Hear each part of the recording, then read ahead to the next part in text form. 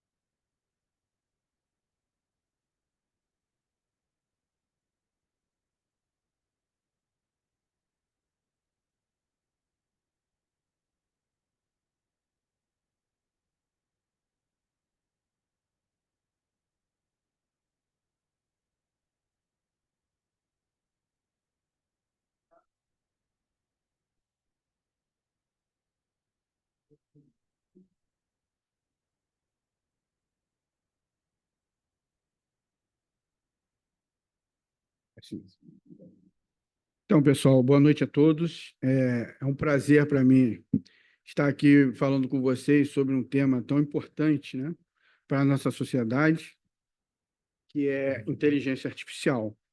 Bom, como o Jorge falou, mas vou seguir aqui o meu ritual. Meu nome é Flávio Mossaf, eu sou analista de computação e atualmente eu desenvolvo uma pesquisa de doutorado ligado à inteligência artificial. Antes de começar aqui a apresentação, gostaria de agradecer ao Clube de Engenharia pelo convite, né? E à Divisão Eletrônica de Tecnologia de Informação, o DET, da qual faço parte, no nome aí dos seus integrantes, Márcio Patusco, Jorge Eduardo, Marcelo Miranda,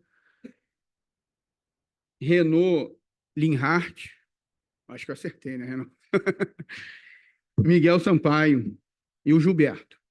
Em nome deles, eu quero estender os meus agradecimentos aí a todos os colaboradores dessa casa, porque eu sei que é difícil, né? Você fazer... Embora o evento seja pequeno, mas você mantém isso aí, ok? Bom, agora eu vou falar da apresentação, né, que é intitulada Entendendo a Inteligência Artificial e seus Impactos na Sociedade.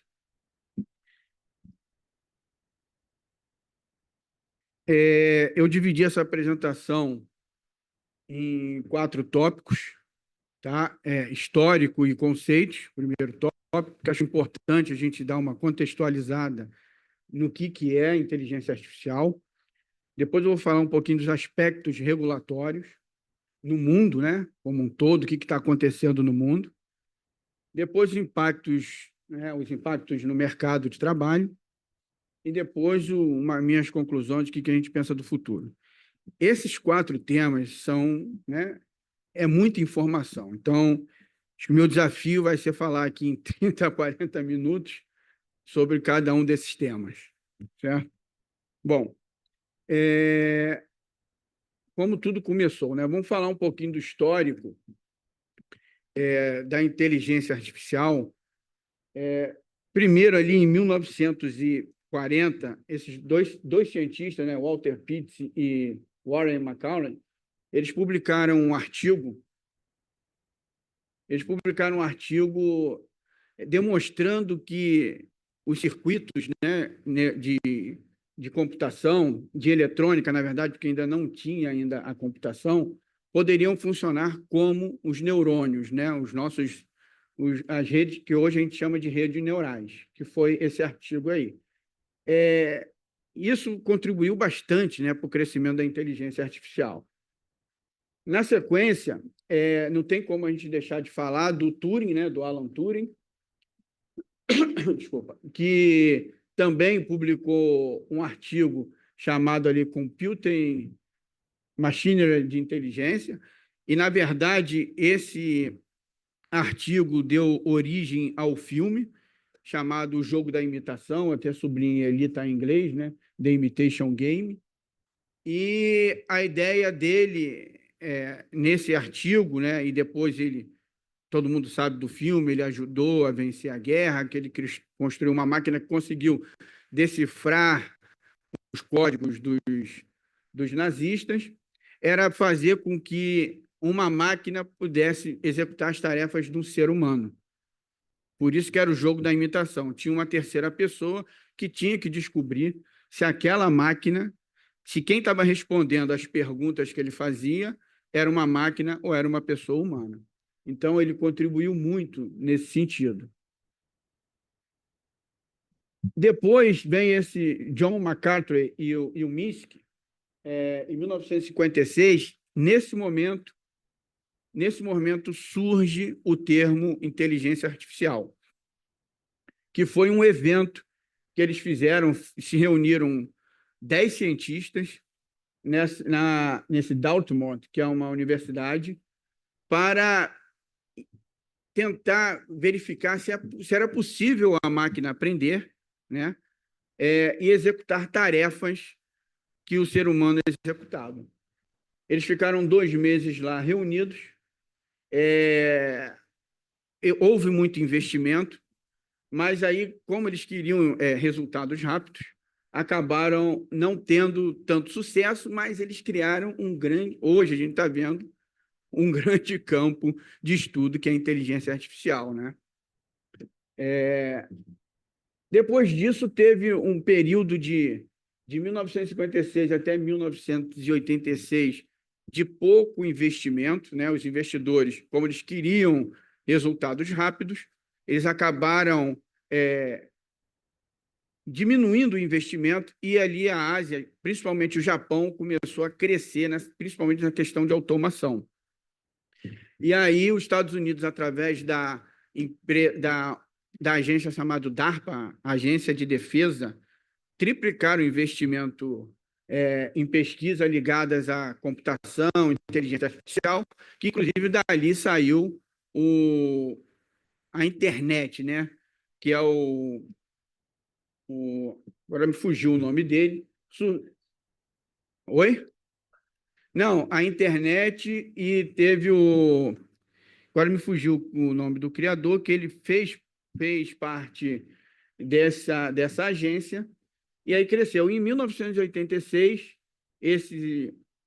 o Hinton, né? Tony Hinton, que semana passada ganhou o Prêmio Nobel de Física, nós vimos, passou no Fantástico, passou no Jornal Nacional, né? Foi divulgado. Ele publicou um artigo falando que era possível imitar o comportamento do cérebro humano, que são as redes neurais, para treinar e identificar classificar determinados objetos, né? Sejam tênis, seja saber se tem petróleo em algum lugar. E ele, com mais 2 amigos, alunos de doutorado, ganharam um concurso de reconhecimento de imagem. Nesse momento, o mercado falou assim, tem alguma coisa aí, tanto mercado e academia, porque é interessante. Se eles conseguiram ter uma acurácia desse tipo no concurso, lá no evento, então eles falaram, tem alguma coisa interessante aqui. Só que ainda estava muito tímida essa parte da IA, eu acho, na minha opinião, muito por causa da capacidade computacional. Tá? Em 2016, 17, não, 2012, 13, com o boom das redes sociais, o volume de informação triplicou, ao ponto de uma pesquisa da IBM dizer que todos os dados que nós temos armazenados hoje, 70 a 80% dos dados foram criados nos últimos 10 anos. Você vê o poder da inteligência artificial. Então, assim, é um dado alarmante. Todos os dados que nós temos armazenados hoje, de 70% a 80%, foram criados nos últimos 10, 15 anos, justamente por causa das redes sociais. E aí, uma coisa foi puxando a outra, no sentido da computação, né, de aumentar a capacidade computacional, certo? E aí, isso até trouxe um novo termo, que vocês já devem ter ouvido, que se chama Big Data, né? Por causa do grande volume de dados que estavam gerados, eles criaram essa nova linha de pesquisa chamada Big Data, que era para você armazenar aqueles dados, sejam eles estruturados ou não estruturados. Dados não estruturados são dados da internet, que não tem nenhuma estrutura gramatical correta, eles misturam imagem com texto, mas essas informações eram importantes para serem armazenadas. Agora, falando um pouquinho da parte conceitual. Tá? Surgiu, né, com relação a essa questão da inteligência artificial, hoje você tem muitas definições, embora elas tenham uma interseção entre elas, né? Mas eu gosto mais dessa daí, que foi do John McCarthy, né? Um daqueles pesquisadores lá de Dartmouth, que é a capacidade da máquina imitar um comportamento humano para resolver problemas. Eu fui no dicionário, né, e vi lá o que é inteligência. É a capacidade de você compreender e executar tarefas e tomar decisões mais assertivas, né? A melhor decisão. Isso é ser inteligente. Então, usando essa lógica, eles usaram, vamos dizer assim, eles cunharam esse termo de inteligência artificial. Então, é a capacidade da máquina imitar o comportamento humano. Então, por exemplo, os robôs que têm sensores que varrem o chão, os carros autônomos que têm sensores que um determinado sensor, né, ele recebe a informação, ele sabe que tem que virar para a esquerda, para a direita. E a partir daí, ainda muito, vamos dizer assim, incipiente ainda, surge esse novo termo que se chama aprendizado de máquina, mas hoje muita gente conhece como machine learning, que é um subcampo da inteligência artificial, uma área de pesquisa, que qual é a diferença? Ele utiliza dados históricos e métodos estatísticos para aprender. Esse é o grande debate, né, o Arthur Samuel, esse é o grande debate legislativo que tem no mundo, que a gente chama de viés, ou bias, né, que eu já vou explicar um pouquinho mais à frente, que é o seguinte: quais dados você está utilizando para treinar o seu sistema de inteligência artificial? Ele pode ser misógino, pode ser racista, vou mostrar aqui, pode ser xenófobo. Eu vou mostrar aqui, dar um exemplo melhor. Então, esse é o grande debate. Então, o aprendizado de máquina, né? O machine learning, ele começou a ganhar mais popularidade pela questão de você ter maior capacidade computacional e por ele ser mais assertivo do que um sistema de inteligência artificial que não usava dados históricos. Tá certo? Então, só para dar uma ideia em termos de hierarquia, eu tenho a inteligência artificial como um grande guarda-chuva. Dentro dela, eu tenho o aprendizado de máquina, que é o machine learning, que é o segundo ali de cima para baixo. E eu tenho um terceiro ali que se chama deep learning, que é, na minha opinião, opinião não, né? Mas cientificamente diz que é o grande causador de tudo que a gente está vendo. Porque o Deep Learning, que quer dizer aprendizado de máquina profundo, ele possibilita você usar uma infinidade de dados para você treinar os seus sistemas de inteligência artificial e eles serem muito mais assertivos. Certo? E aí dentro do Deep Learning, você tem processamento de linguagem, você pode usar para identificar imagens, para identificar vídeos, tem diversos outros campos ali de aplicação. Certo? Então, por que eu quero focar no Deep Learning? Porque hoje todos os sistemas de inteligência artificial, e aqui eu vou generalizar, quando eu falar sistema de inteligência artificial, eu vou falar, quer dizer, eu estou falando de machine learning, de deep learning, de redes neurais. Então, hoje criou-se um senso comum de que quando a gente fala de inteligência artificial, a gente está falando desse grande guarda-chuva que engloba isso tudo. Então, por exemplo, eu quero criar um sistema, né? Estava conversando com o Alessandro,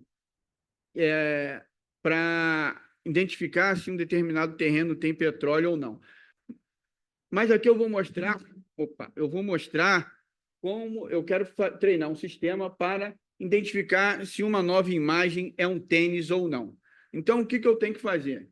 Eu vou pegar diversos tênis, né? Vou pegar uma base de dados históricos, vou jogar para dentro do meu modelo, né? Que é aquela onde está ali o modelo de Deep Learning, e o meu modelo, né? O meu sistema de inteligência artificial que usa dados estatísticos, ele vai identificar para cada tênis, né? Para cada nova entrada, as características daquela imagem, né? No caso aqui, uma imagem. Se for um vídeo, se for texto, se aplica para outras questões. E aí eu vou botar milhões de imagens, né? Muitas imagens, assim, não tem uma dimensão. Por isso que o nome é Deep Learning, que é profundo, né? Aprendizado profundo. E aí, quando eu entrar com uma nova imagem, ele vai dizer se aquela nova imagem é um tênis ou não. Então, isso funciona para reconhecimento facial, tá certo? Então, como não tem aqui o vídeo, então ali vocês podem ver, né, que eu botei ali 3 exemplos de entradas, né, que são os tênis da esquerda, mas ali teriam muitos tênis, e ali ele vai entrando e o modelo ele vai pegando cada tênis e vai vendo, ó, é preto, é branco, é bicudo, é de esporte, não é? E aí no exemplo aqui, aí vamos supor, eu vou colocar um tênis novo, tá certo? Essa é uma estrutura de redes neurais que usa o Deep Learning. Então, o meu Deep Learning ele tem uma camada de redes neurais que funciona como cérebro humano e ele vai analisar, ele vai dizer, isso daqui é um tênis, tá certo? Vou ter até uma equação ali, porque para cada tênis, ele vai dar, para cada tênis no meu treinamento, ele vai pegar cada tênis desse e vai dar um peso, né? Ah, isso daqui é um tênis porque tem um peso tal, esse daqui é por causa do peso tal, e ele depois soma esses pesos, estatisticamente falando, e vai dizer se aquela imagem que está entrando é um tênis ou não. Então, esse daqui é um primeiro exemplo. No segundo exemplo, eu usei muito esse tênis que chute. Não sei se vocês lembram, adorava esse tênis quando era criança. Então, quando eu boto um que chute, ele disse que não. Por quê? Porque eu não usei tênis com essas propriedades para treinar o meu sistema. Aí entra a grande questão que o legislador tem que entender, que a gente chama de viés ou bias, né? Então, o teu sistema de inteligência artificial, a pessoa que está treinando, para fazer esse treinamento, tem alguém dizendo quais são os tênis, ele vai selecionar a base de dados, ele vai dizer o que é importante, o que não é importante, alguém vai dar os parâmetros para o sistema treinar, tá certo? E aí ele não usou tênis que chute. Então, o modelo vai dizer ali, não é um tênis, e é um tênis. Então, como a gente estava conversando aqui antes, tem artigos que dizem que um sistema de inteligência artificial que tem 80% de acurácia, de acerto, ele é ótimo. Então, isso quer dizer que 20% ele erra. Então, por isso que é importante ter a legislação, porque esses 20%, dependendo da aplicação, pode ser fatal, né? Imagina, como eu falei aqui, eu vi um exemplo de que treinaram um sistema de IA para identificar se existiam bases inimigas. Então, eles usaram um monte de... Esse mesmo processo, usaram um monte de imagens de bases inimigas, de QGs, de paiol, e aí eles identificaram, botaram a IA, se ela identificasse era para bombardear, e era um hospital. Por quê? Ele identificou aquele hospital, olhando de cima, que era um QG, e na verdade não era. Então, nesse sentido, é um risco você usar IA para determinadas aplicações. Tá?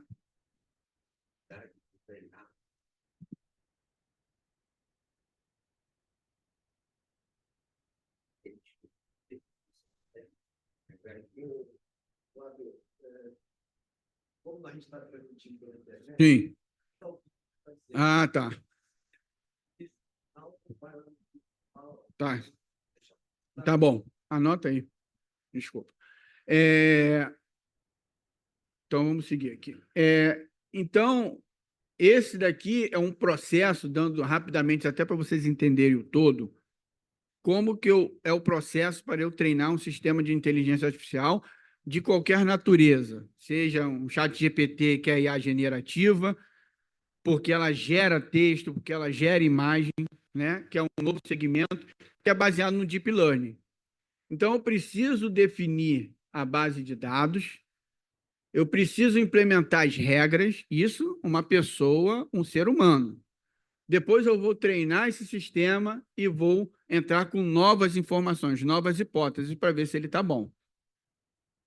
Então, esse ponto aqui, o primeiro e o segundo, é o grande debate da IA, mundialmente falando, que é o tal do bias, né, do viés, que você pode ser racista, você pode ser misógino. Eu vou mostrar 2 exemplos aqui, né? E isso pode trazer grandes consequências. Então, tem que dar um passo atrás e não ir tanto afobado, ficar tão entusiasmado com a IA, né? Então, desculpa frustrar vocês, mas a realidade é essa. Então, por exemplo, só para dar um exemplo do que eu falei.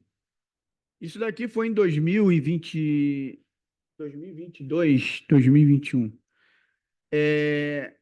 Ainda era o Chat GPT. Eu estou falando Chat GPT, mas tem diversos outros, né, como o Gemini da Google, o Llama da Meta, da Facebook, da Hold da Facebook, tem diversos outros. Então, foi feita uma pergunta, pediram assim, escreva um programa numa linguagem de programação para verificar se uma pessoa ela é uma boa cientista, olhando os aspectos de gênero e raça. Aí o que o ChatGPT escreveu? Se a pessoa for branca e o sexo for masculino, ele é um bom cientista. Se não, ele não é um bom cientista. Então, o que isso me prova? Isso foi em 2022. Que ele pode errar. Aí eu fiz, por curiosidade, eu fiz a mesma pergunta ali, ó, 30/8 de... Agora, 30/8. Aí eu perguntei para ele, né? Escreva um programa, não está dando para ver muito, né? Escreva um programa numa linguagem de programação para verificar se é uma pessoa boa, cientista, olhando o sexo e o gênero e a raça. Aí ele disse, isso não são parâmetros, está na parte de baixo, sexo e raça, isso 2024, não são parâmetros para você dizer se uma pessoa tem potencial ou não. Então, até eles corrigirem isso, olha o estrago que pode fazer. Em todos os sentidos. Imagine que você faça uma seleção de currículo E aí a pessoa que está treinando o sistema a ser tendenciosa, ela pode eliminar um monte de gente, certo? E tem diversas aplicações. Um outro exemplo mais recente,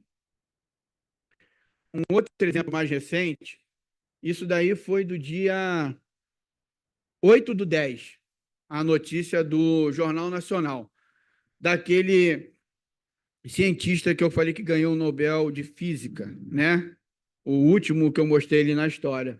O repórter perguntou quem é Geoffrey Hinton, que é o da direita lá. Não foi para o ChatGPT, foi um sistemas desses aí.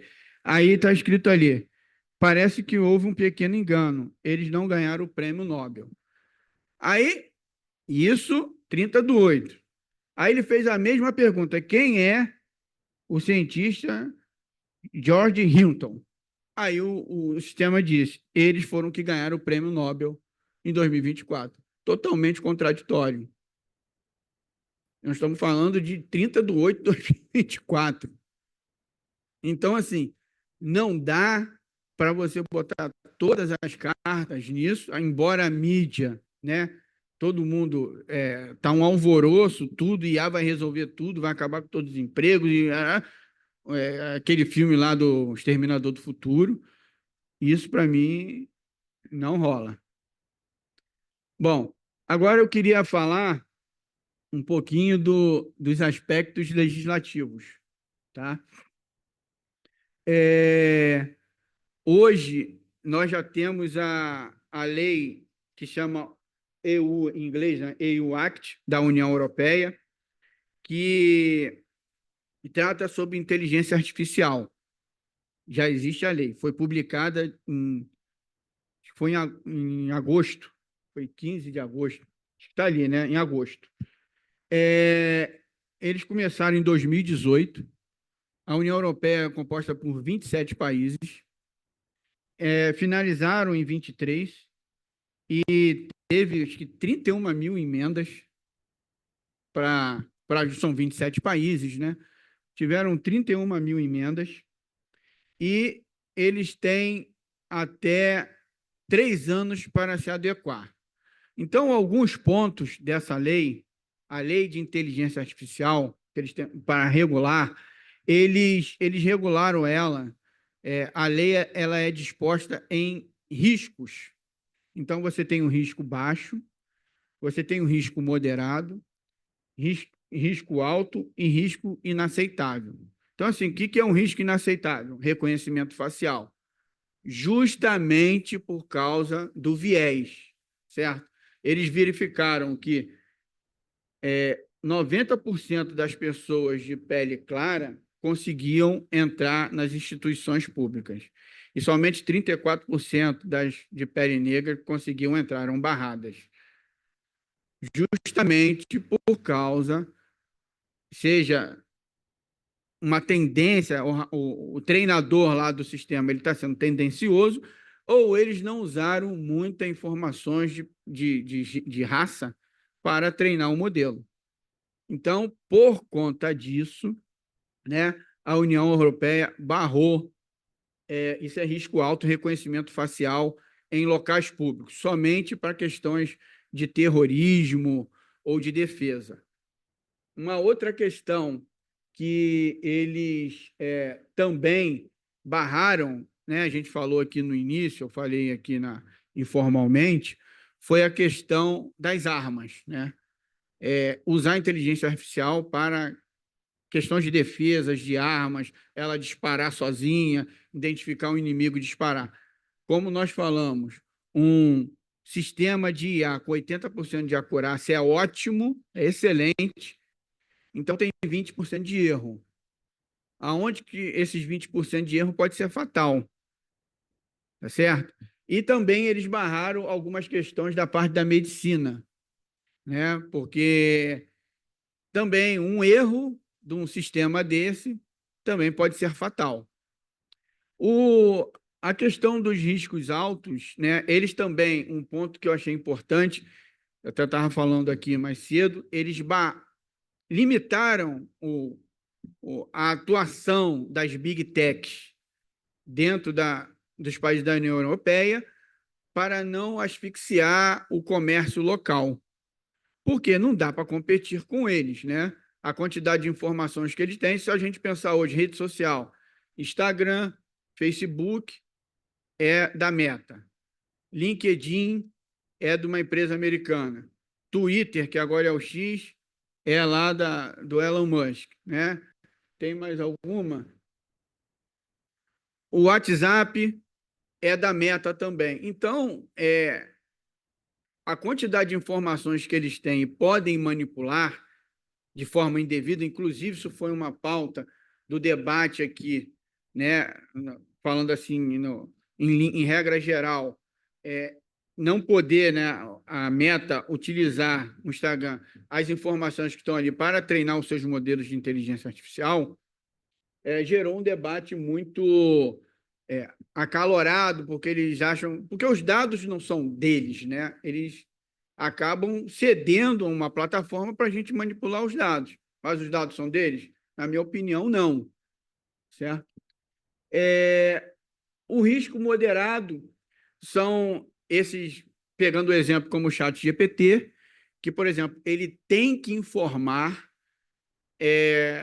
que aquela informação que está sendo gerada é por um robô. Então, se você está ligando para uma operadora, ou então se você está falando com alguém, aquela informação gerada tem que ser informada que é gerada por um robô, né? Que a gente chama de bot, justamente para evitar questões de direitos autorais, questões de risco. Hoje você vê muita gente utilizando o ChatGPT, o Gemini, o Llama, para fazer artigos de forma indevida. Então, eles obrigaram que as empresas coloquem que essas informações são geradas por um bot. Eu sei que é difícil, que eu posso chegar no ChatGPT, pedir para ele gerar alguma informação, copiar e colocar num documento e enviar. Né? Mas se outras pessoas fizerem esse mesmo procedimento, vai dizer que é plágio. Né? Quem está plagiando quem? E plágio é crime. Desculpa. E o risco baixo são aqueles sistemas de inteligência artificial que recomendam coisas para a gente no Instagram, Facebook, todas essas redes sociais. No Brasil, existe a PL, que é 2338. Deixa eu pegar aqui minha colinha. 2338, que é de autoria do senador Rodrigo Pacheco, do PSD, né? E o relator é o Jorge Eduardo Gomes, do PL.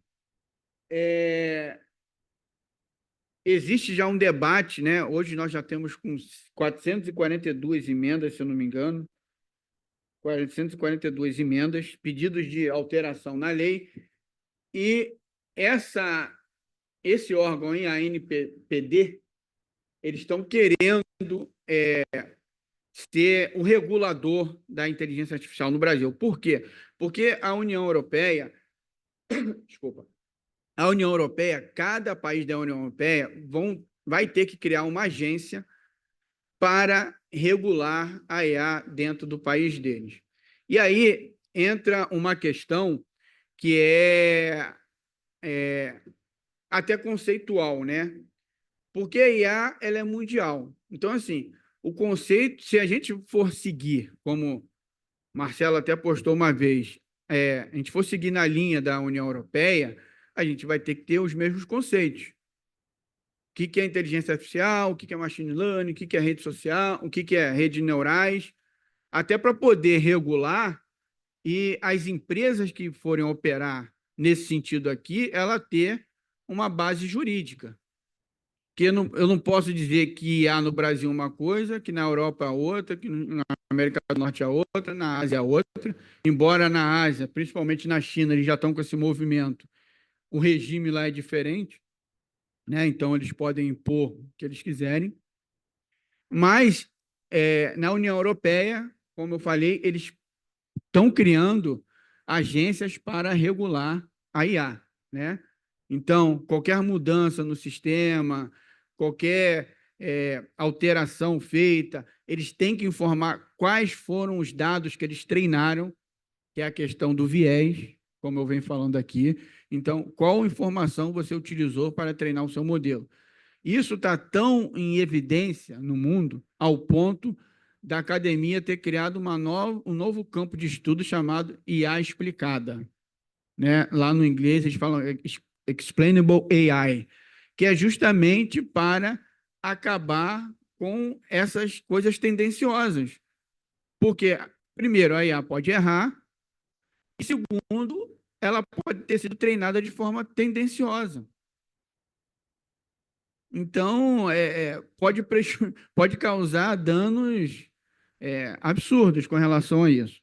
Então, esse órgão aí, que é a Autoridade Nacional de Proteção de Dados, está querendo tomar para si essa questão da regulação da IA no Brasil, tá? Que eu acho que eu até entrei lá no órgão, teria que encorpar muito para poder conseguir gerenciar a quantidade de variáveis que tem no nosso país, que é de tamanho continental, para eles conseguirem gerenciar isso tudo, né? Essa daqui, como eu falei, é a lei. Se vocês quiserem, pode me mandar um e-mail que eu passo. É a lei, é a PL, né? O projeto de lei 2338, que está no Senado. Só que eu estava pensando, existe um problema, né? Por exemplo, a União Europeia eles levaram 5 anos para fazer a lei. Se a gente que começou ali em 2023 seguir na mesma linha e reduzir o tempo, ok. Mas se a gente levar 5 anos para criar uma lei, vai estar obsoleta. Concorda? Mas quando for lançar a lei, já mudou tudo, porque a velocidade que as coisas estão acontecendo nesse segmento de IA, né? Muitas novas aplicações, muita coisa está acontecendo. Se a gente demorar tanto, pode ficar obsoleta. E aí, eu acho, Márcio, Jorge, Renaud, Marcelo, Miguel, que o clube tem um papel importante nesse sentido, como formador de opinião nessa questão das leis, tá certo? Questão de se posicionar, porque o clube é uma instituição, né, que tem peso no que fala. Então, pelo que eu vi das emendas, das pessoas que participaram, parece um clube, né, uma coisa muito fechadinha, e eu não vejo muito participação da sociedade, e a sociedade tem que participar. Por isso que teve 31 emendas da União Europeia. Então, a sociedade tem que participar, tem que trazer para o debate, não pode ficar só lá na parte deles. Tá? Então, agora aqui, falando um pouquinho da questão do mercado, que é uma questão complexa. Então, eu tentei trazer aqui informações de órgãos de peso, né? Vamos dizer assim, que órgãos que estudaram isso, eu não dar só a minha opinião. Então, o Fórum Econômico Mundial, eles criaram esse relatório em 2023, dizendo quais são as 10 profissões que vão crescer nos próximos 5 anos. Tá? Então, dessas 10 aí, 80% está relacionado à questão de dados. Ah lá, especialista de aprendizado de máquina, que a gente falou, isso quem está falando foi o Fórum, né? O Econômico Mundial. Especialista em sustentabilidade, analista de inteligência de negócios, analista de segurança da informação, engenheiro de fintech, mais ligado à área financeira, analista de ciência de dados,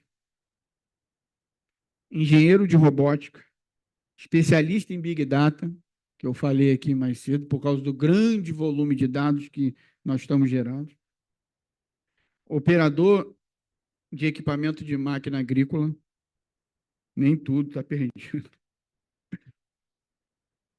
e especialista em transformação digital. segundo o fórum, essas são as 10 profissões que vão crescer nos próximos 5 anos.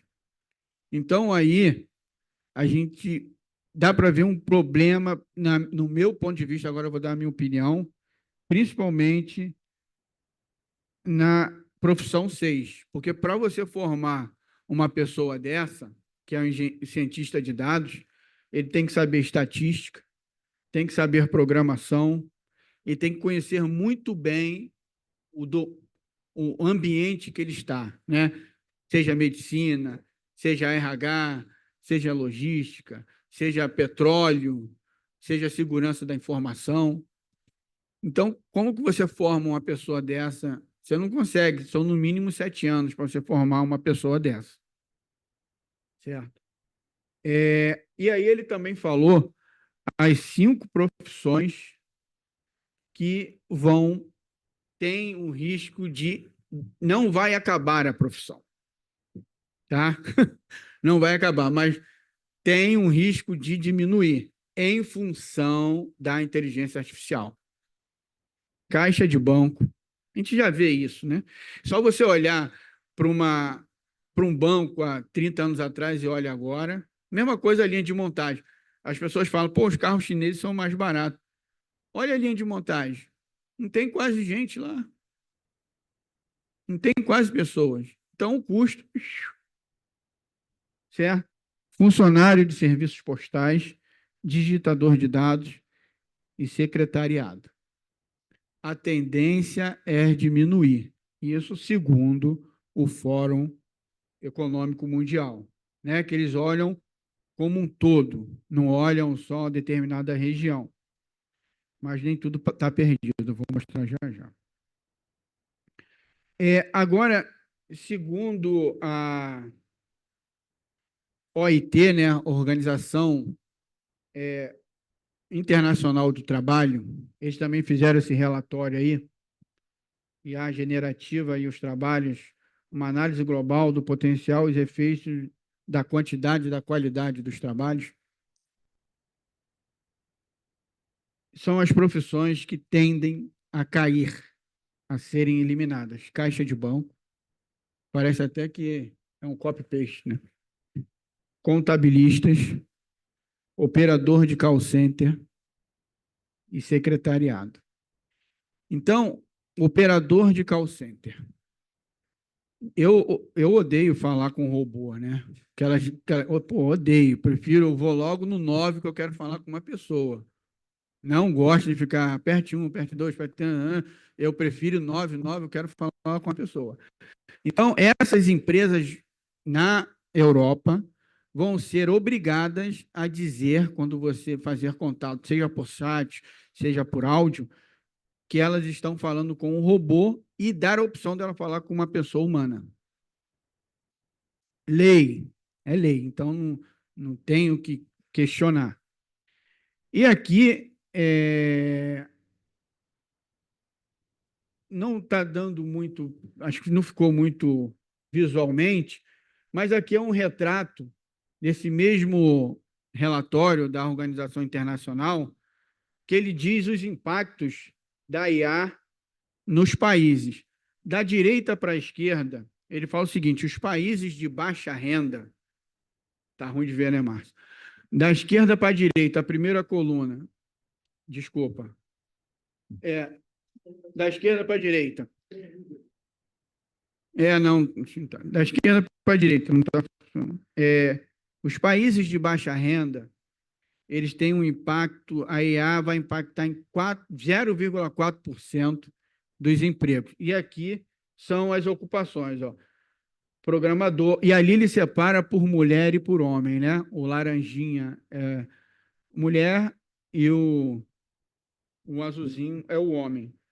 Então tem ali, ó, secretariado, dá para ver aqui, acho que é o 5º item de cima para baixo, o 4120.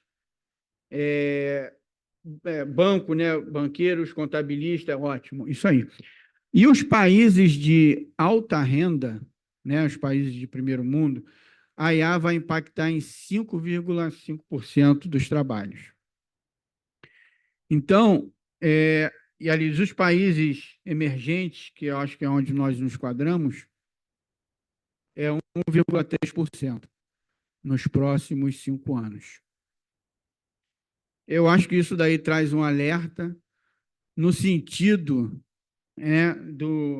de políticas de Estado para capacitar as pessoas é, é, a terem oportunidades para se readequar. Né? A gente estava falando aqui mais cedo, eu acho que 3 tecnologias, 3 coisas foram disruptivas é, que mudaram assim a forma da gente funcionar, né? Do mercado funcionar.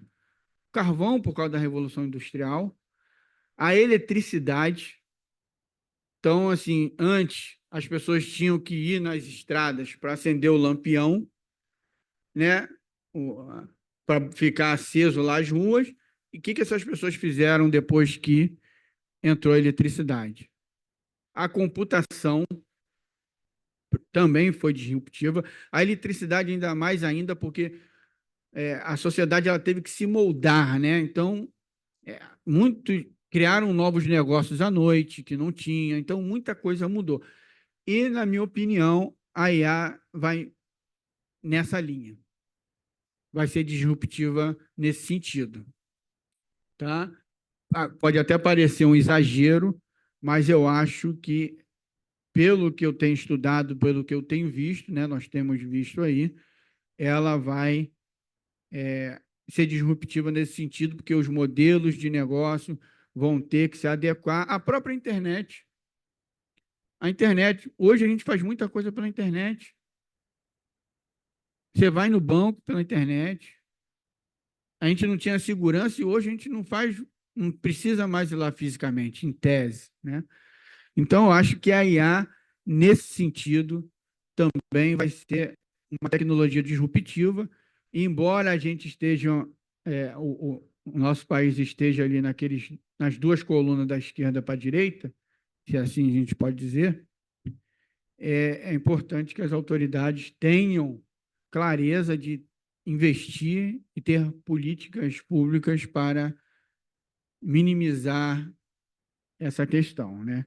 Então, eles falam até que por que tem tanto, o impacto é pouco? Porque esses países de baixa renda não têm infraestrutura para abarcar, né, todo esse processo de IA, não tem tecnologia e etc.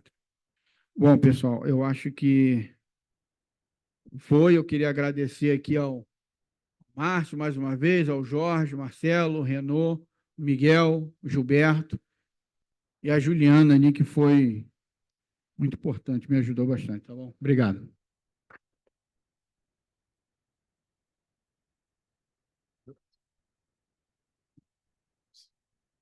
Então, agora nós vamos começar a fazer perguntas e vamos deixar, primeiramente, o nosso auditório aqui, que começa a fazer perguntas. Então, o cidadão, você podia se anunciar e o seu nome? Acho que você podia... Vem aqui. Esse microfone.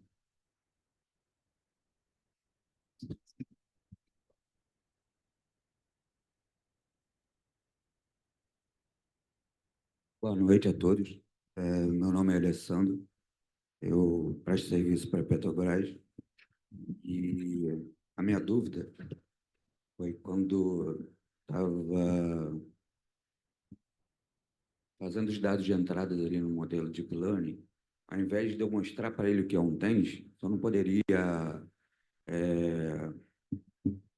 dar entrada com dados das características do tênis. Talvez quando correlacionasse com o que chute, que ele tem a capacidade de atender todas as características que um tênis comporta, se ele não reconheceria. Conseguiu entender a analogia? Sim. Flávio, você podia sentar aqui Tá. e responder aqui por causa da conformação aí. Tá? Alessandro, né? Então, Deixa eu ver se eu entendi. Em vez de eu colocar a imagem, eu colocar as características do tênis.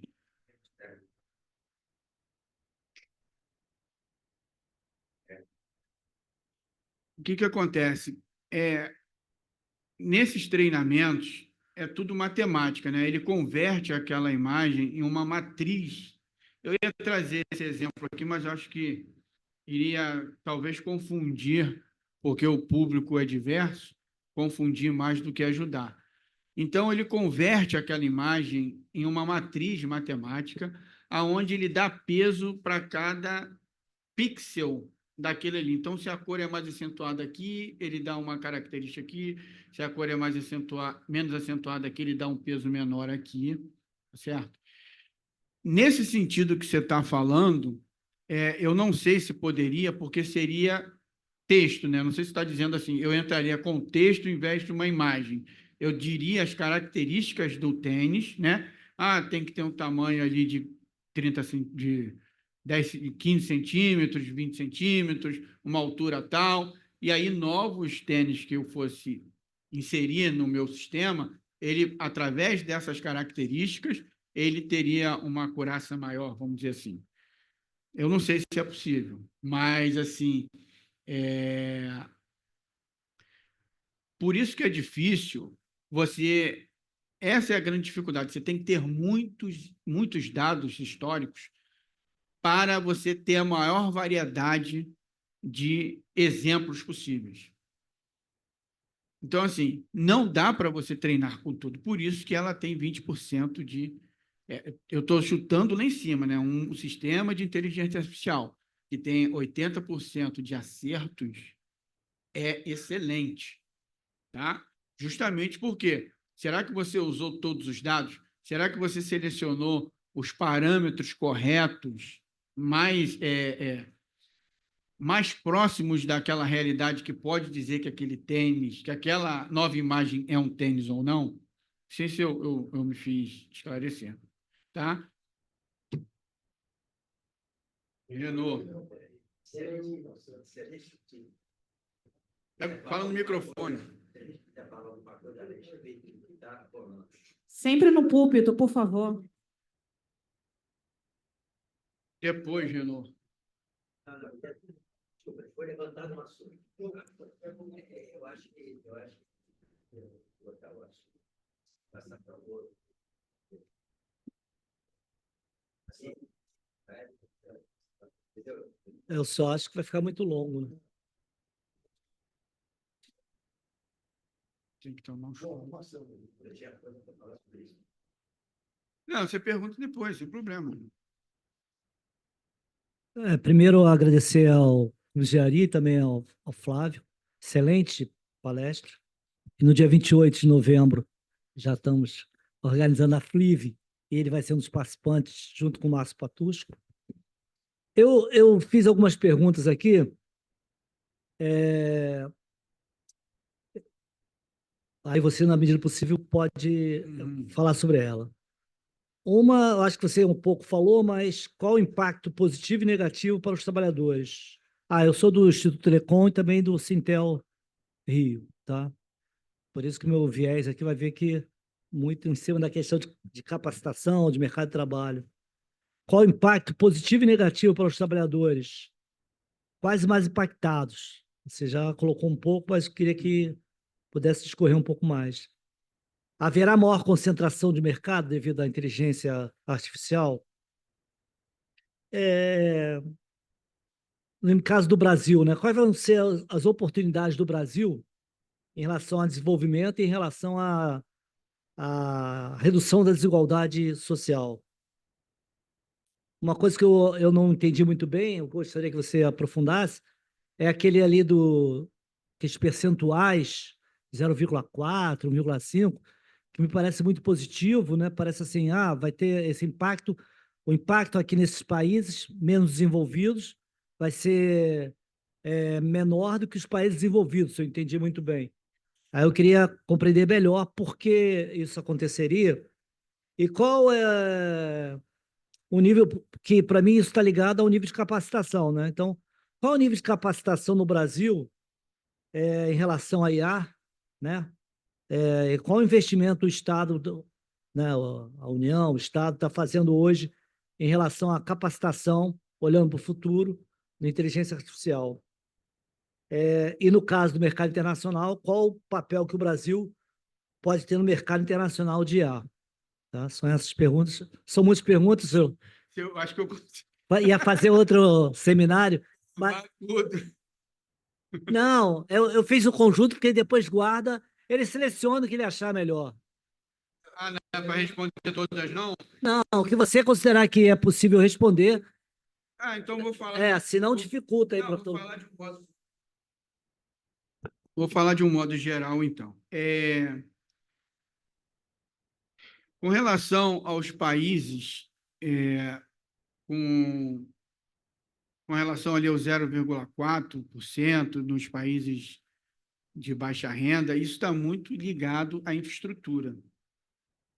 Então, para a IA poder operar, funcionar, então precisa ter uma infraestrutura pesada até das próprias empresas, né? Então, ela tem que hospedar os seus sistemas nos data centers, precisa ter uma boa rede de telecomunicação, porque os dados eles vão ter que transitar por essas redes. Então, esses países menores, eles são desprovidos dessas tecnologias de ponta. Por essa razão que a IA vai ter um impacto menor neles. E até por a questão da educação, né? Então, você tem poucas pessoas com a formação adequada lá, comparando esses países com os países mais avançados. Então, pelo que eu tenho lido, pelo que eu tenho pesquisado, é mais nesse sentido. Com relação à capacitação, assim, Marcelo, são muitas áreas que vão fazer uso da IA para automatizar, né, os seus processos. Como eu falei aqui para Jorge, quando eu estive, né, essa apresentação é fruto até de um artigo que eu publiquei, e eu estive em Washington, e aí eu peguei, só para contar uma história, eu peguei um Uber, chamei um Uber, veio um carro gigante da Tesla, o garoto, sandália de dedo, o rapaz, aí ele fomos em direção ao shopping, aí ele falou, você quer ver o carro andando sozinho? Acho que estava querendo, né? Pô, brasileiro, sou americano, vamos dar uma... Ele tirou a mão, o carro foi sozinho. E eu olhando aquilo, eu gravei, eu tenho gravado, e eu com medo danado, né? Nunca tinha vindo aquilo sentado atrás. Só que ele falou, eu não sei operar muitas coisas aqui. Ali, eu falei, pô, agora você fala. Mas aí eu falei, ali me deu um estalo que existe um problema também de capacitação, que às vezes tem pessoas que não tiveram oportunidade de ter uma educação adequada, e como esses novos carros, principalmente caminhão, vai vir com muita IA embutida, eles vão precisar ser capacitados. Eu acho que eu andei lendo, acho que nem é só uma questão de capacitação, até de formação. Então, eu acho que é um grande desafio e eu acho que vai depender da área aonde vai estar aquela IA instalada e a gente vai ter que pensar em capacitação.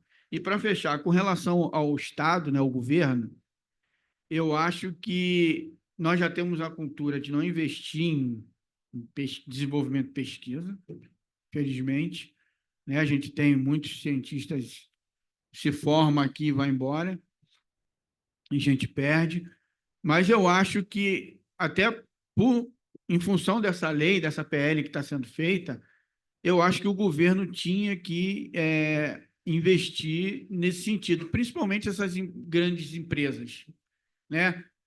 Nós vemos falando muito aqui de banda larga nas escolas.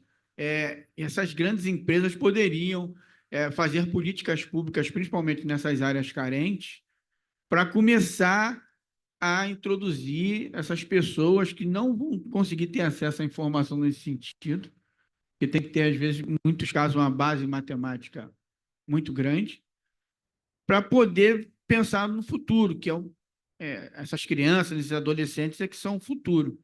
Então, acho que tem que ter políticas públicas nesse sentido, e não só o Estado, mas o Estado obrigar que essas grandes empresas façam isso, invistam isso como meta. Fernanda? Fernanda?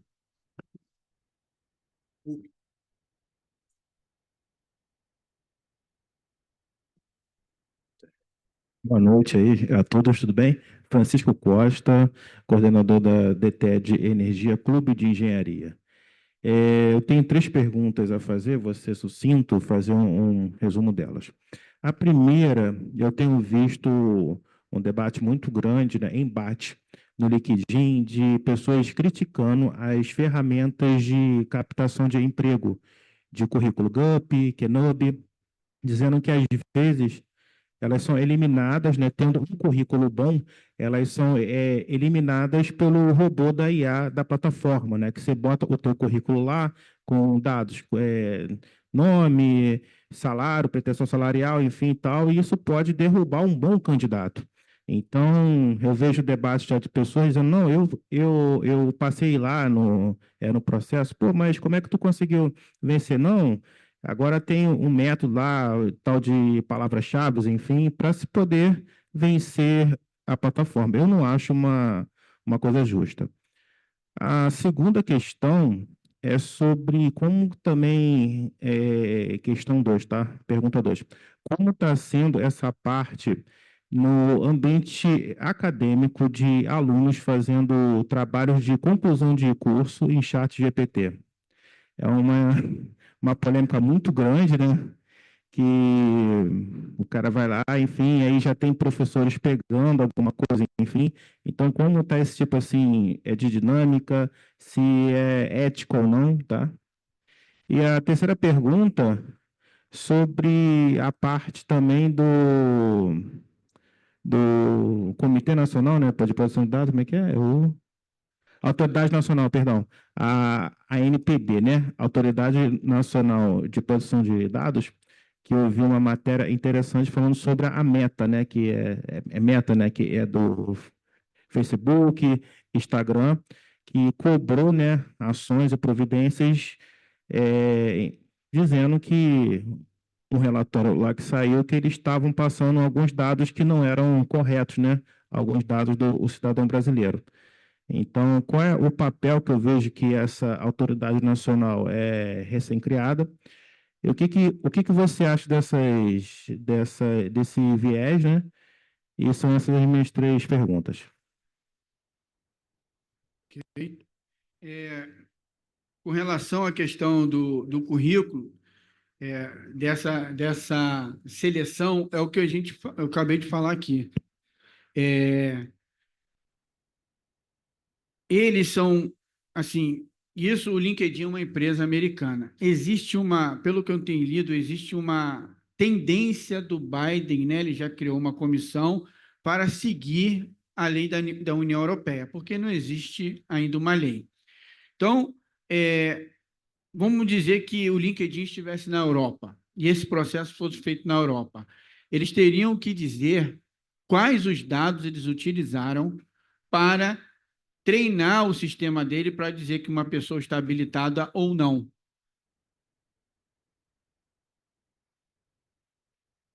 No LinkedIn. Ok, ok.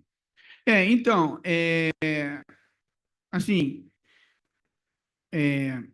como eles não estão sobre uma lei, sobre um instrumento jurídico, por isso que a lei, eu não era muito a favor de determinadas leis, até porque né, a mão invisível lá do Adam Smith, é importante que o negócio vá sozinho na economia, e aí depois o Estado tem que entrar para regular. Mas hoje eu sou totalmente a favor de uma legislação, porque ela acaba restringindo essa questão. Então, você tem direitos e deveres, e a lei da União Europeia, ela diz que você tem que ser claro, né? Como eu falei, existe um novo campo da IA explicada para dizer como aquele algoritmo funciona, porque você está excluindo pessoas que são talvez excelentes profissionais por causa de algumas informações que você sabe, pode dizer, podem ser verdadeiras ou não. Então, as pessoas ficam criando subterfúgios, artifícios, né, para tentar burlar o sistema.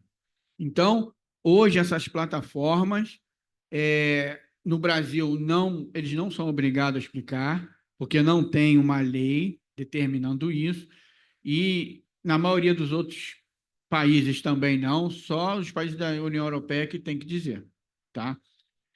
Com relação à segunda pergunta, também vai muito nessa linha, né, dos alunos estar usando o chat GPT para fazer os trabalhos de conclusão de curso. Eu acho que a questão é saber quem que está plagiando quem, né? Então, o primeiro que faz o trabalho entrega, aí o segundo, pô, você está me plagiando.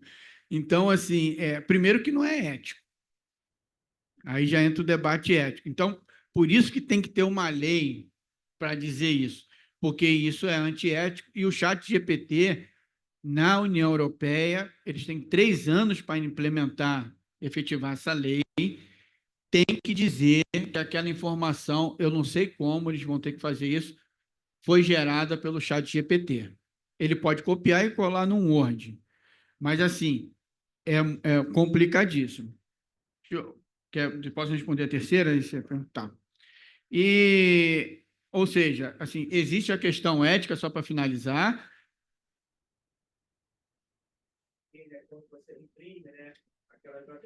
Sim, sim. Sim, exatamente. Então, essas big techs, essas empresas, elas vão ter que criar recursos, artifícios que acabe com isso, porque não pode, plágio, né? E tem até questões de direitos autorais.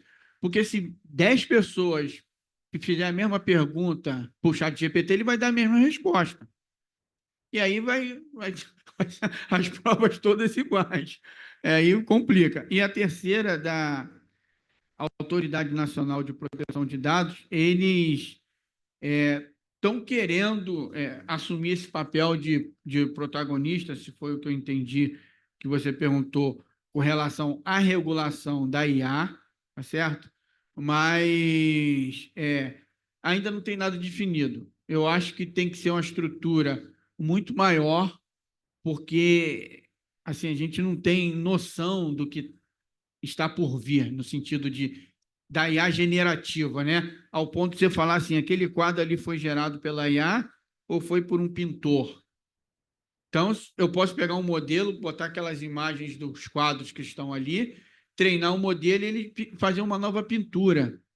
E aí aquilo ali foi feito por um pintor ou foi feito pela IA?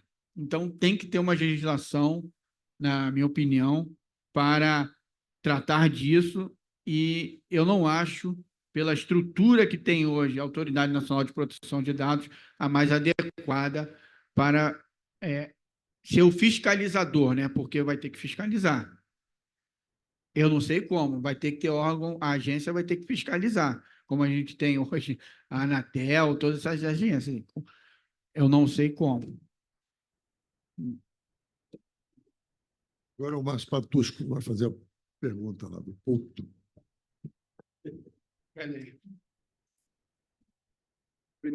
Primeira observação é sobre a pergunta do Francisco Costa sobre os alunos fazendo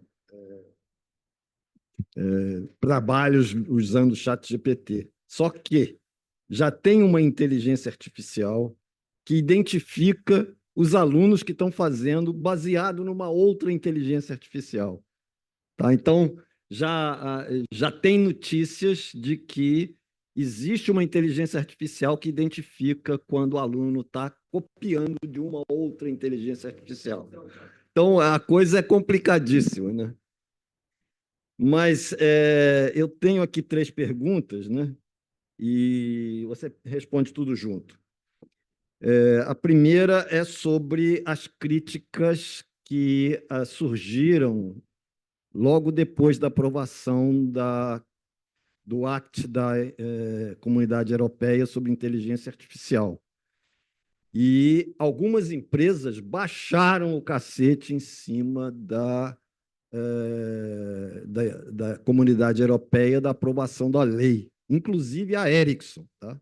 A Ericsson foi uma das que está dizendo que a lei europeia engessa a inovação na Europa. Então, eu queria saber de você o que você acha dessa situação, né? Depois, a situação brasileira, né?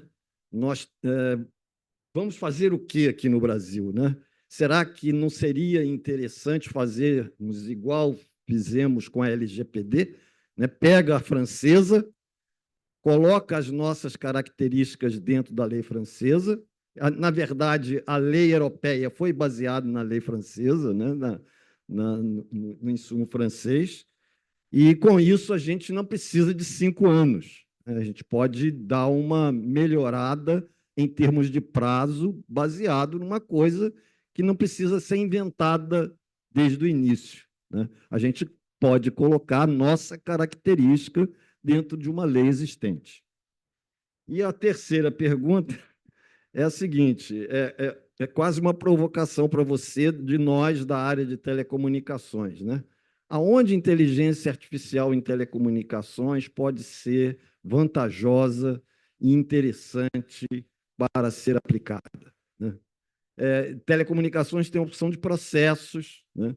Aonde você acha que seria mais vantajoso entrar com inteligência artificial? Processo de ativação, de manutenção, de desativação, tudo é processo em telecomunicações, né?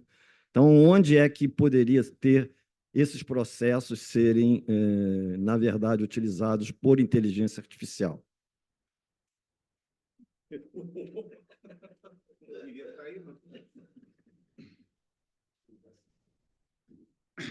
Dá a dica aí, Renan.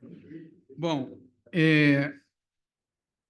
com relação às empresas, Márcio, eu acho o seguinte, como eu falei aqui, né? Eu gosto muito daquela, né, do Adam Smith, Marcelo fala muito isso, sobre aquele livro A Riqueza das Nações, ele fala da mão invisível, que surgiu uma nova tecnologia, deixa os entes trabalharem, trocar informação, vende, compra, o mercado ele vai crescer em cima disso. Só que chega uma hora que o Estado tem que entrar, tem que intervir para deixar todo mundo na mesma régua, criar ali, ó, senão fica, vamos dizer assim, desproporcional, né?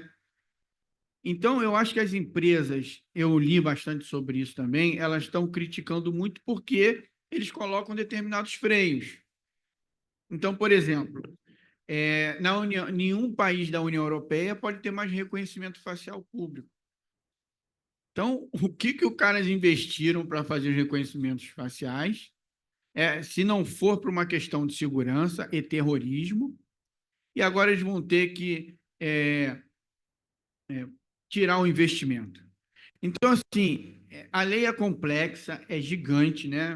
Assim, então, tem diversas coisas que trazem obrigações para as empresas, que a gente vimos aí recentemente, né? Sem querer ser tendencioso, o X não querendo obedecer uma ordem judicial.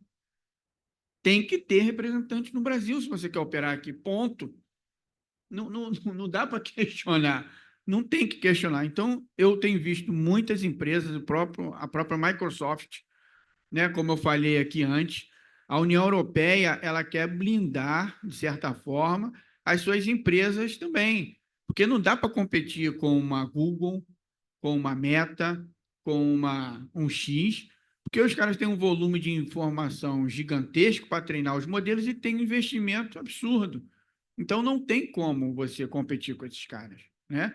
A gente vê muito aqui quem é de tecnologia, banco de dados hoje no Brasil, um dos mais potentes é a Oracle. Não tem nada nativo. Não tem como competir com esses caras. Então,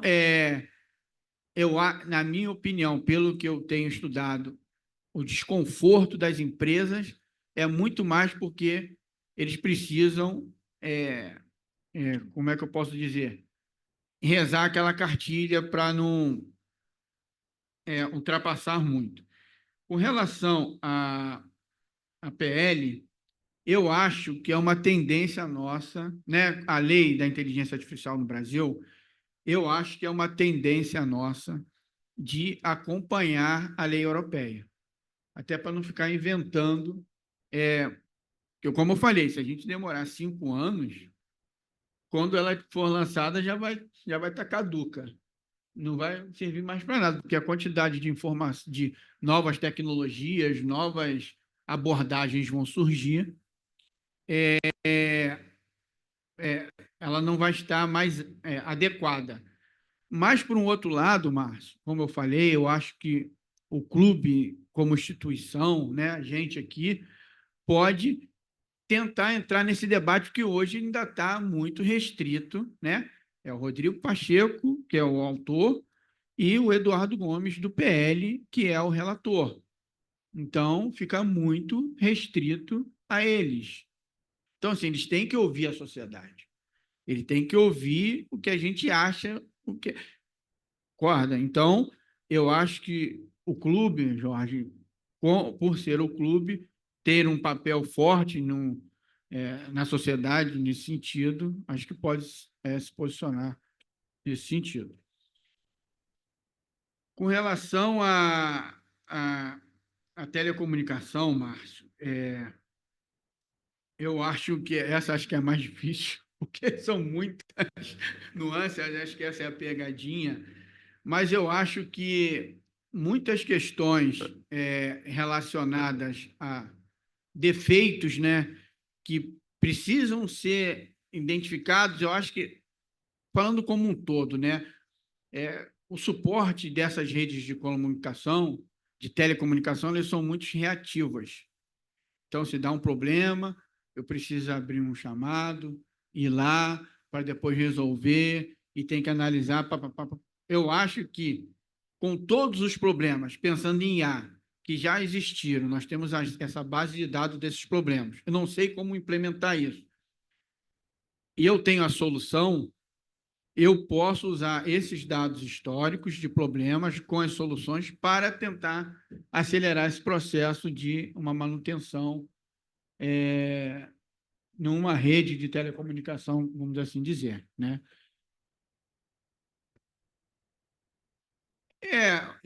Marcelo, eu não sei se, como eu estou te falando, cara, não dá para você dizer que a IA vai resolver tudo sozinho, né? Tem que ter alguém ali operando e monitorando. Quando a gente olha para uma linha de montagem de carros japoneses e chineses, tudo bem que tem muito robô lá, mas tem gente lá. Porque se o robô der algum problema, tudo bem que pode reduzir, né, o número de pessoas. Mas se o robô der problema, alguém tem que consertar, alguém tem que monitorar. Porque é um robô, ele faz aquilo que manda, entendeu? Então, se um carro daquela linha de montagem ficar 10 centímetros de errado na plataforma, ele vai furar no lugar errado. E vai furar quantos carros passarem ali no lugar errado. Tá bom? Renault. O Renault vai fazer uma pergunta lá também, depois eu vou fazer uma.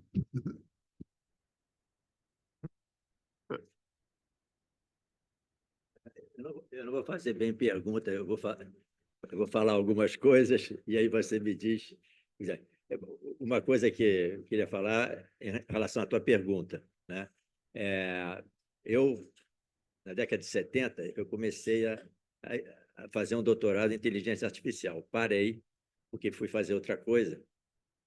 E quando eu vi, hoje em dia, como é que eles fazem para reconhecer, por exemplo, vamos supor, um gato, uma foto, né? Que pega zilhões de imagens, né? E começa a comparar e diz assim, aqui tem um gato ou não tem um gato, entendeu? Eu fiquei embasbacado. Por quê? Qual é a outra maneira de você reconhecer se tem um gato? Como você falou, vamos dar as características. Então, um gato é um animal de 4 patas, cuja patinha, as unhas são assim assado, o rabo é assim, tarará, tá? Acontece que, isso eu não vou te provar matematicamente aqui, até porque eu não sei, mas acontece que chegaram à conclusão que é mais rápido e mais fácil você reconhecer usando um monte de modelos do que fazer isso como você está falando. É claro que tem coisas que seriam, assim, se não fosse reconhecer um gato, mas reconhecer uma coisa muito simples, claro que com regras seria mais fácil. Mas se você pegar um quadro, ele citou um quadro de um pintor, né? Se for um pintor, assim, cujas características são muito claras, mas tem pintores que reconhecer que aquele quadro é um pintor a partir das características, de repente é melhor você fazer desse jeito, né? Na base da força, né? Porque justamente, por quê? Por que não se fazia isso antes? Né? Porque a capacidade de armazenamento não era a mesma, a capacidade de processamento, tudo aumentou loucamente, né? É impressionante a evolução em termos de capacidade de armazenamento, velocidade de acesso, né? Velocidade de acesso, porque a informação você pode até ter discos enormes, mas se você não tem, tudo isso fez com que, né? Então, não é uma pergunta, mas é uma explicação. Agora, eu não sei se você me disser, demonstra isso matematicamente em função. Aí tem que, entendeu? Mas outra coisa que eu ia falar é o seguinte: a gente está falando de inteligência artificial, mas eu acho que a inteligência artificial são várias, né? Ou seja, eu estou falando isso por quê? Porque eu estou pensando no Marcelo, ele está muito preocupado com o mercado de trabalho, né? Eu acho que a inteligência artificial generativa, o trabalhador está lascado mesmo. Porque, o que é? Pegar um monte de informação, né, e gerar um texto, né? A generativa ela faz isso com a mão nas costas, entende? Então, jornalista, né? Estou dizendo que todos os jornalistas, né? O cara que, mas aquele jornalista que o cara chega para ele e diz assim, escreve um negócio sobre essa matéria aí, procura aí na internet, né? Escreve você bota o chat GPT, pronto, acabou, né? Só precisa de alguém revisar. Então, eu acho que agora, outra coisa ainda tem a inteligência artificial baseada em regras, né? E tudo mais. Isso automatizar os processos. Tem processos que o homem não é capaz de fazer. Então, aquilo não vai tirar o trabalho de um homem, simplesmente não é capaz de fazer, entende? Então, ou você tem um processo de um computador e algoritmos extremamente rápidos que resolvam aquilo, ou então não tem. Então, tem muita coisa, muita evolução que exige isso. O homem não vai fazer aquilo. É isso que eu queria falar. Miguel? Se besteira, por favor. Não, só comentando rapidinho, Miguel, sobre o que o Renan falou, eu concordo. A IA generativa. Mas é por isso, assim, existem muitas profissões, Marcelo, que a IA não vai... Que existe, assim, eu acho que existe um frenesi exacerbado que a IA vai acabar com tudo. Né? O filme lá, O Exterminador do Futuro, que as máquinas vão dominar e vai acabar.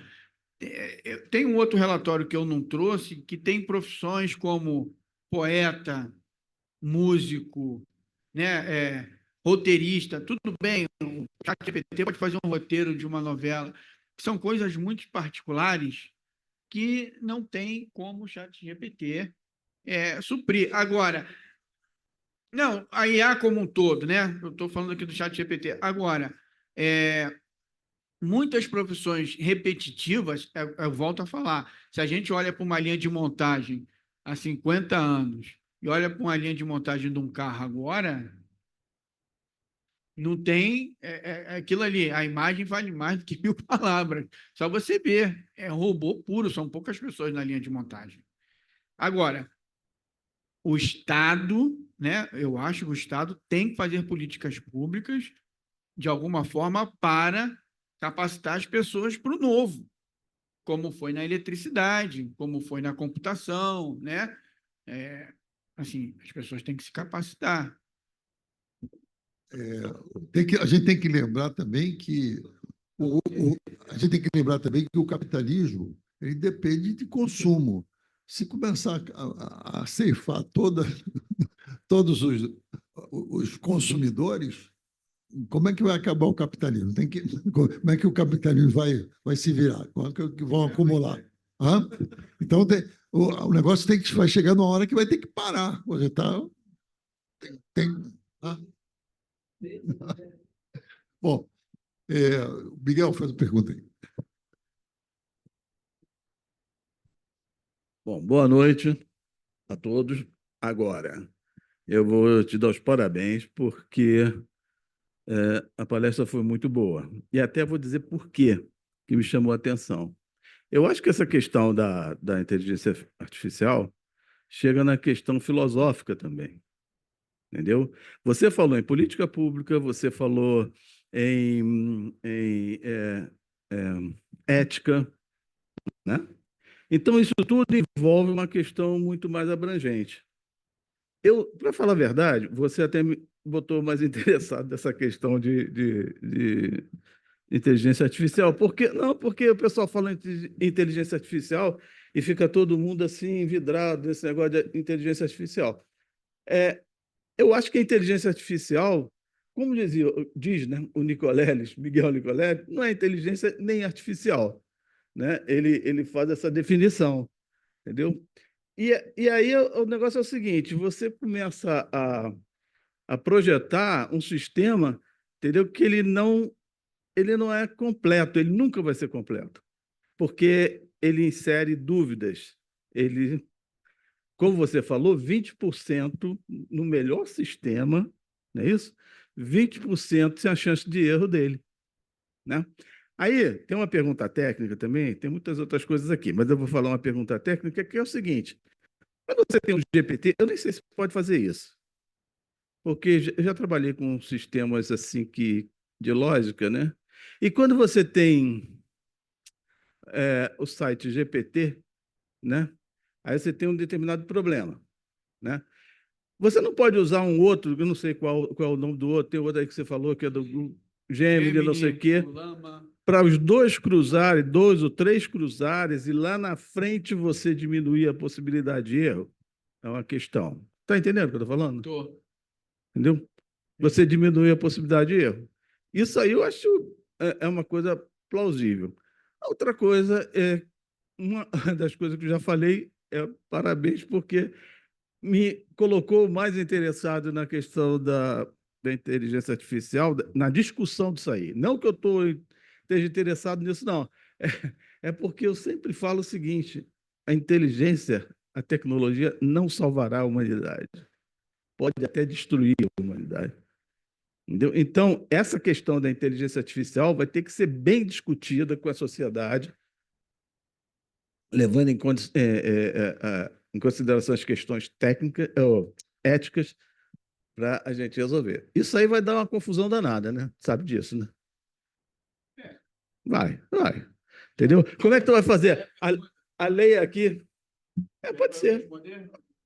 Pode responder, fica a seu critério. Tá bom. Tá bom? Miguel, né, o nosso novo diretor aí do clube, né? Então, Miguel, Ah, é? Não, mas agora é o novo. É novo. Então,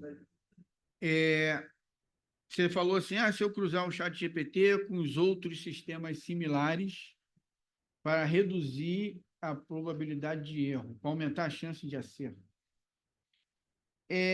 Isso vai muito, como eu venho falando, vamos supor que é um fato novo aqui, né? Porque o cara saiu o prêmio Nobel de Física semana passada. Eu chegar para o chat GPT e perguntar, vamos supor que saiu ontem, saiu o prêmio Nobel de Medicina. Se eu chegar para o chat GPT, talvez ele não vá conseguir responder. Por quê? Ele não ainda treinou o modelo para aquilo, não aprendeu. Então, precisa que aquele dado seja injetado. Eu acabei de mostrar aqui, né? Que o cara fez o teste ali na hora, na semana passada, ele foi contraditório, falou que não conhecia, que não tinha sido o Hinton que ganhou o Nobel de Física. Aí ele perguntou quem é o Hinton, ele falou que foi o que ganhou o Nobel de Física. No mesmo instante. Então, existe essa contradição. Então, eu não sei se você cruzando essas diversas bases de dados, até porque eu acho que não dá para fazer isso, porque existe a questão aí de interesse é óbvio, da Google brigar com a Meta, de briga com a Microsoft, que é a dona do ChatGPT, eles não deixarem fazer isso.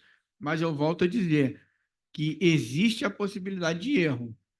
Na minha opinião, tem artigos publicados que falam isso, que uma acurácia, né? Você acertar 80% das vezes é um sistema excelente. Então, 20% ele pode errar. E assim como um todo, né? Qualquer aplicação de infraestrutura, de arma, medicina. Então, sempre tem uma taxa de erro. Que ele vai errar e vai aprender, como eu mostrei aqui da questão do gênero e da raça, ele só tinha dados de pessoas brancas, de cientistas brancos e homens. Por isso que ele falava, para ser um bom cientista tem que ser branco e homem. Aí você pergunta hoje, ele já retreinou, porque já deve ter apanhado, e falando assim, não, isso não são parâmetros para você julgar se uma pessoa é capaz ou não. Entendeu? Tem uma pergunta aqui. Pergunta não, que é uma curiosidade que você gostaria que você explicasse para a gente. Assim, qual é a sua tese de doutorado? Em que o que você vai defender proximamente, né? Que você, tá? Então, você podia dizer, porque você está no IME, né? O IME é um Instituto Militar de Engenharia. Então, tem alguma coisa a ver para o lado militar? Como é a sua tese? Então, eu era para defender agora, no final do ano, mas o meu orientador pediu mais um período, né, para eu poder. Que a academia vive de publicação de artigos, né? Então, a gente acaba publicando e eles ajudam lá, então eu vou ter que ficar até junho, né?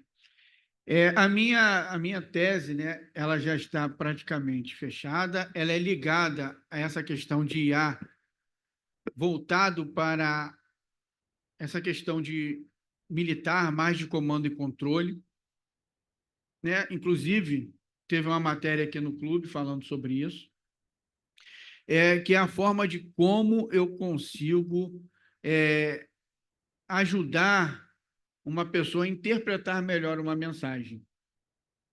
Imagine que eu chego para o chat GPT e faço uma pergunta, e ele dá uma resposta, e ele usa diversos termos, dá uma resposta longa, e a pessoa ler aquilo e ela pode interpretar de forma errada, certo? Então, a minha pesquisa é nesse sentido de como ajudar a pessoa que vai estar lendo aquela mensagem ter um entendimento melhor, utilizando inteligência artificial, indicando.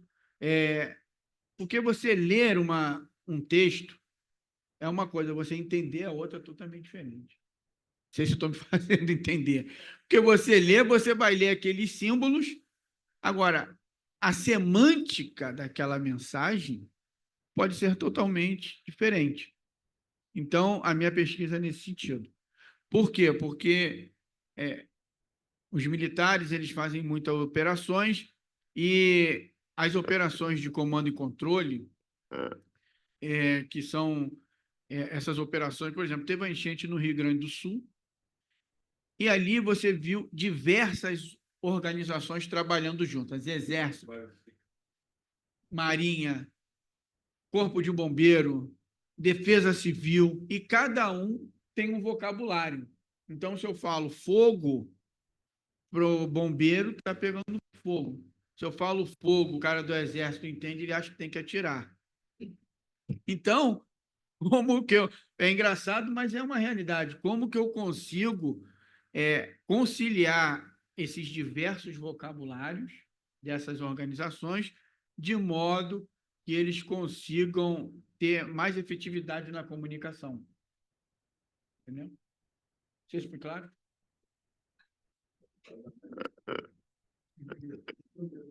Bom, existe mais alguém querendo fazer perguntas? Então, Então, pode, se quiser falar, fala aí. Mas aí você não sai na internet, ninguém vai ver. Na verdade, é um convite, né? O meu tema de pesquisa, ele aborda desastres, né, e ajuda humanitária. E assim, a gente pode escrever, né, já que eu estou precisando escrever, você está precisando escrever, a gente pode escrever algo juntos, né? E assim, o que você acabou de falar agora vai de encontro realmente né, à minha pesquisa, né, de doutorado. Né? Porque em um cenário de crise você precisa especificar bem, né, o que você quer, né? Porque assim, vidas dependem, né, desse comando, né? Então é isso. E assim, Flavinho, parabéns, excelente. Tá? Obrigado pelo convite. Então, tá bom. Então, valeu. Até a próxima palestra. A gente vai caprichar. E agradecer aqui a presença, né, do Renan, do Flávio, da Fernanda ali, nossa economista, que porque ela pode também trazer aí, fazer uma palestra para a gente, a questão de mercado financeiro, IA ligada a isso, acho importante. Eu acho, gente, só para fechar, Márcio e Jorge, a gente tem que estimular mais esse debate, Miguel, né, Marcelo, Renault, para que a gente possa atrair mais pessoas para debater o tema, não ficar só naquele quadradinho lá do Congresso. Tá? É isso.